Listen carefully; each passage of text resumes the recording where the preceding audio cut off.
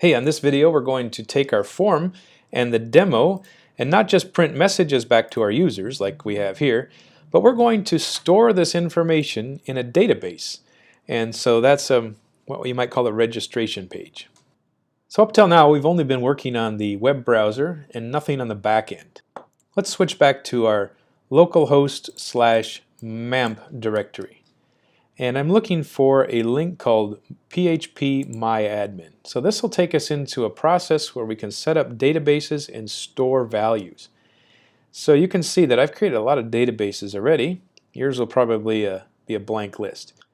So let's create a database first of all for our form. I'm going to click the New button here, and it says Create a Database Name. So I'm going to call this thing Form Demo. A collation, we're looking for something just to be general. So if you pick general from here, it should work. Otherwise, just click the Create button. All right, so we've got this form demo database. Now it says there's no tables found. Well, we're going to record our heroes into a table, so I'm going to call this thing Hero Table. I'm going to use the camel case here, Hero Table, and the number of columns.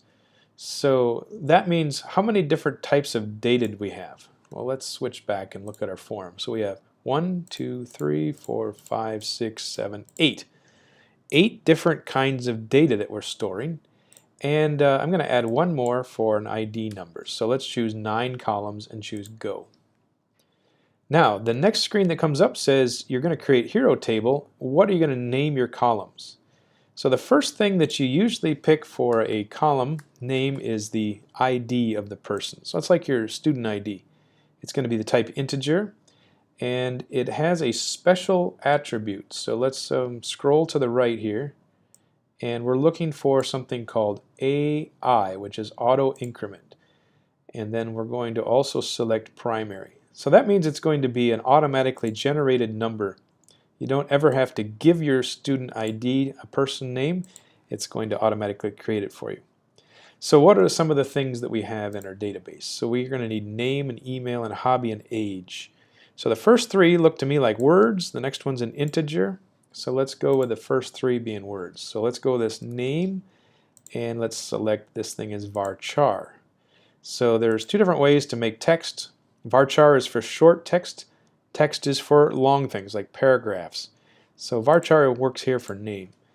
The other was, I forget already, was email and hobby. So let's switch those to email, and let's make that a varchar. Hobby is also a varchar.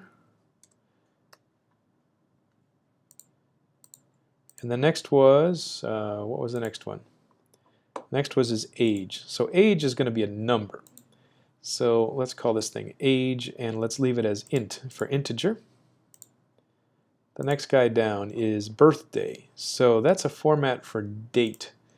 Let's put in there birthday, and let's see what our options are. So there is something called date. Let's pick that. And let's see, we got favorite color, password, and IQ. Favorite color and password are going to be varchars because color is actually just a string of letters, and password is also a string of letters. So let's do color, and that's a varchar. The other is password, and let's add that as a varchar. And the last thing was his IQ. So that looks like an integer. All right, so we're designing our table. We haven't filled it with data, but that's the types of data we're going to have. Let's click Save here. Uh-oh, it says enter a valid length. So it says if you're going to use varchar, you need to tell me how long your name is going to be. So I don't know, let's say 200 characters is a good limit. And let's see, anything else with varchar? Yeah, let's go with 200 on all of these guys. And push the Save button again. So now we have an empty database. We're looking for filling it with data now. Let's try the insert command and see what happens. Our first guy, let's give ourselves the inputs. So let's go with name. I'm going to be shad@microsoft.com. And the hobby is computers. Let's go with my age again as 29. The birthday. Look at here, we have a date picker. And let's see the color. I'm going to put in pound EEE. You've seen that before. For right now, we'll just leave that. Password is password, and I'll give it a 1 to make it secure. My IQ must be at least 150, and push go. So now you can see that the green check mark says that there's one row inserted, and then there's this SQL statement. This is the language of databases, and we're going to be using this a lot, where it says insert into, and then it gives all the values. As a matter of fact, I'm going to copy that, and we're going to use that later.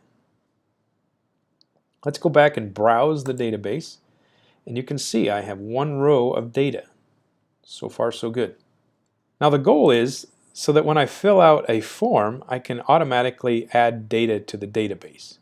So let's go and do that in our form here. So process form is going to need to connect to the database and store data into it. So we're going to stop here for now with this video.